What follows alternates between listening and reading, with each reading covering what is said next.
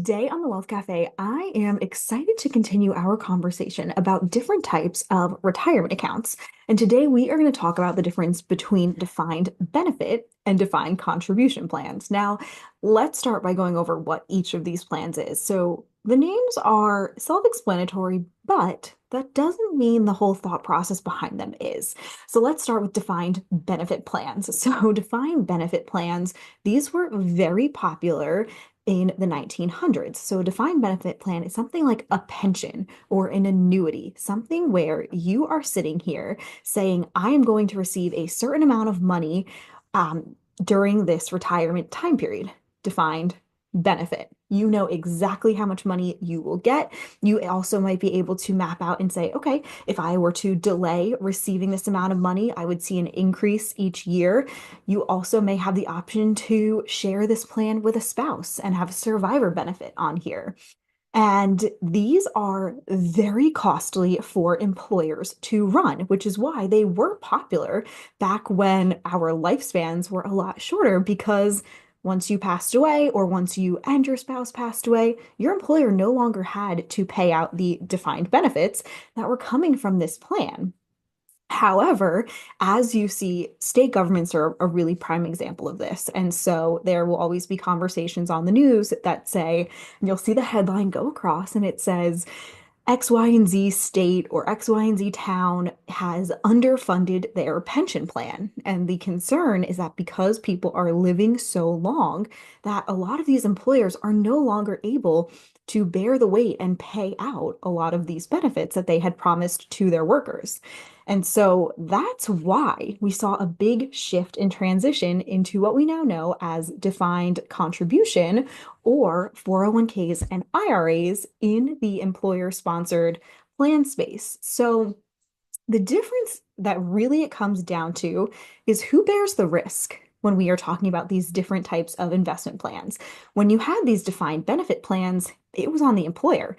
They knew that they had to, we'll take for example, they knew that every month they were going to have to pay Jane $2,000, no matter what, as for as long as she lived. So they could have to pay that for a year, 10 years. Some people even have 30 years now in retirement. And so that became very costly for employers.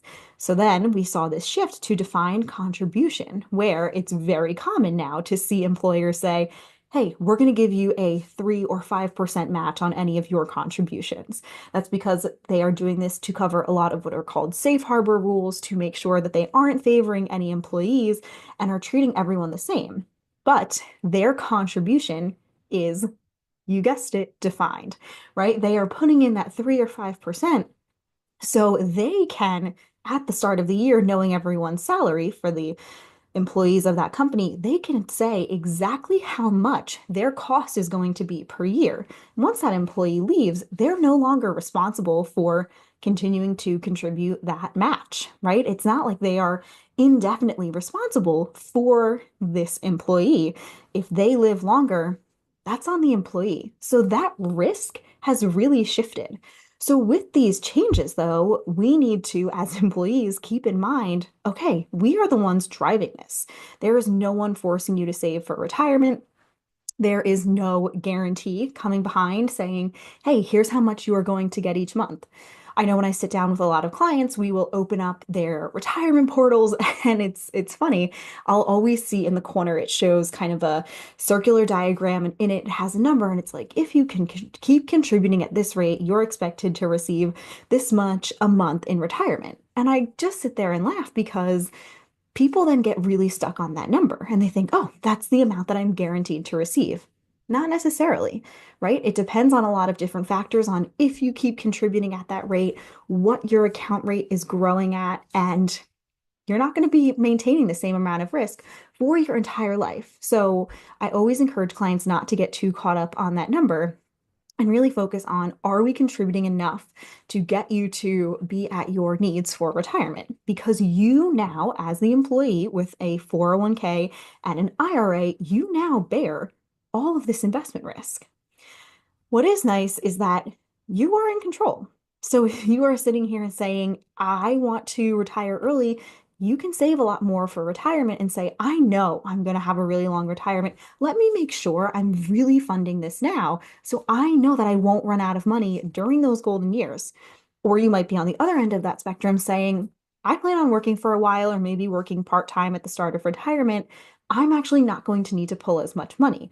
You can sit there and say, hey, I'm going to contribute a little less or find the amount that makes sense for the lifestyle that you want to live. The other additional benefit is that you can pull out as much money you need. I had a client when I was working at a large bank who decided to take his entire extended family on this over-the-top cruise around, it was in Italy and France. And so he was taking all of his extended family.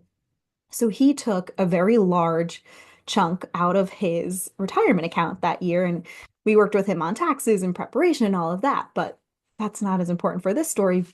But my main point is he was able to take out, and it was $200,000. He was able to take out that chunk of money and go on this cruise. Whereas if he was on this fixed income or had a defined benefit plan, that might not have been an option unless he had been saving every single year and putting aside money to then take his family on that cruise. As with anything, we have seen things shift and evolve. You can check out my last week's episode on required minimum distributions, where that talks about taking money out for taxes and when the government is going to force you to start taking money. Make sure you are aware of all of those rules that come now with having a defined contribution plan. But even those rules have changed. And I'm sure as life continues to go on, we see things change in the terms of landscape in retirement. We may even see the way defined contribution plans and defined benefit plans continue to evolve and have different options. So make sure you are subscribed and tuning in so you're getting all the latest updates on changes if they occur. And we are going to continue to talk about how each of these different types of accounts play into your portfolio and are part of this bigger picture. You might be sitting here listening and saying, ooh, a $200,000 vacation, like that's crazy.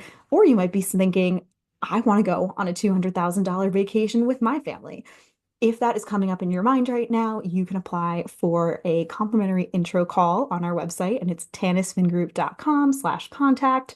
You can apply on there and we can talk about that financial plan and we can talk about what your goals for retirement are and how defined benefit and defined contribution plans make all of those goals and dreams come true.